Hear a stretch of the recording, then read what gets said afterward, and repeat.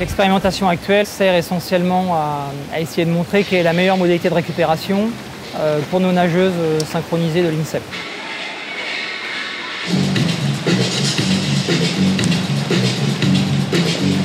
Le protocole, c'est d'essayer tout d'abord de se caler par rapport aux exigences de l'entraînement, à savoir un enchaînement de plusieurs répétitions en entier des ballets par les nageuses, et donc du coup d'essayer de programmer à l'intérieur des phases de récupération des modalités spécifiques de récupération. C'est vrai qu'en natation synchronisée, il y a une grande culture de la répétition qui est nécessaire.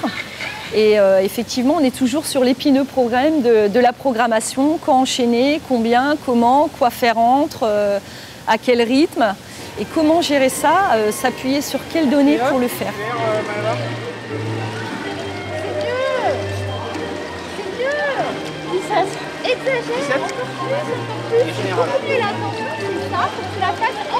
Le plus, c'est quand même tester les modalités de récupération et comment on peut faire en sorte qu'elles soient prêtes à recommencer et dans de bonnes conditions.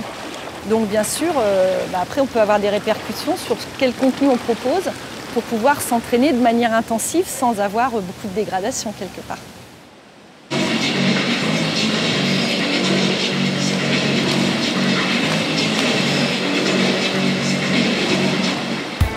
Il y a 6 modalités de récupération.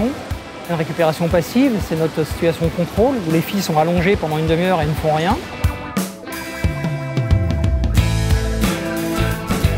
La récupération par bain contrasté, donc alternance de chaud-froid, le froid étant aux alentours de 8 degrés et le chaud aux alentours de 38. Il y a également un quart d'heure de hammam qui est fait, donc aux alentours de 45 degrés pour à peu près 80% d'humidité. Ensuite, il y a la cryothérapie en corps entier, où les filles font 3 minutes de cryothérapie à moins 110 degrés. Il y a la récupération active, où là, les filles, pendant une demi-heure, nagent d'abord un quart d'heure et ensuite, pendant le deuxième quart d'heure, font de la récup qu'on appelle active synchro, où elles répètent quelques figures essentielles de leur ballet.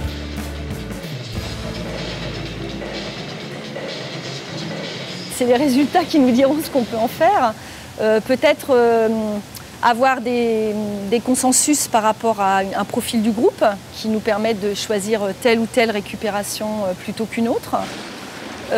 Savoir à quel rythme on va espacer les périodes intensives de travail, combien de temps il faut les faire durer, jusqu'où on peut aller, où est-ce que c'est intéressant de repousser la limite et où est-ce qu'il ne faut pas la dépasser quelque part, et qu'est-ce qu'il faut proposer entre ces périodes intensives avec quel temps de récupération et quel contenu.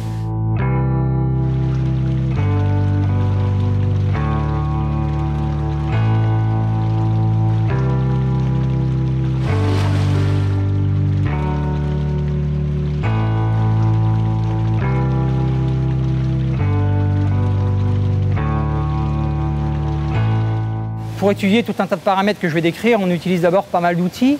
Donc il y a la fréquence cardiaque qui est évaluée dans l'eau. Tout ce qui est mesure de consommation d'oxygène, finalement, bien sûr, on a des difficultés à le faire dans l'eau. Donc on le fait par une mesure assez classique qu'on appelle de rétro-extrapolation, où on se met au bord du bassin et finalement les filles à la fin retiennent leur respiration et viennent expirer pendant à peu près 10 cycles. Et nous on recueille tous ces gaz expirés pour les analyser a posteriori. On utilise également ce qu'on appelle des données de variabilité de la fréquence cardiaque que l'on fait avant et après chaque réalisation en entier, qui nous permet de voir finalement si il y a une récupération également dans ce domaine bien particulier. Il y a également des prises de sang qui sont faites pour étudier tous les gaz du sang, savoir l'évolution de l'acidité dans le sang, des réserves tampons par les bicarbonates, la lactatémie, enfin des paramètres sanguins assez variés qui vont essayer de décrire au mieux finalement les adaptations à la récupération.